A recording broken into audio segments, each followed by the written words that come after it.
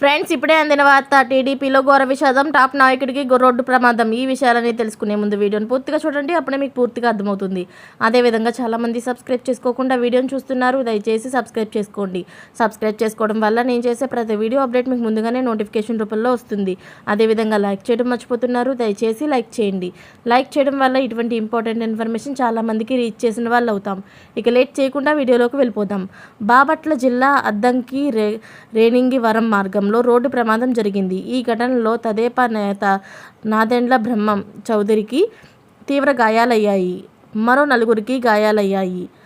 శనివారం రాత్రి ఇటుక లోడుతో రోడ్డుపై నిలిపి ఉన్న ట్రాక్టర్ ట్రాలీని బ్రహ్మం చౌదరి ప్రయాణిస్తున్న కారు ఢీకొట్టింది. గాయపడిన వారిని ఆసుపత్రికి తరలించారు. తీవ్రంగా గాయపడిన బ్రహ్మంను ఒంగోలు కిమ్స్లోకి చేర్చారు.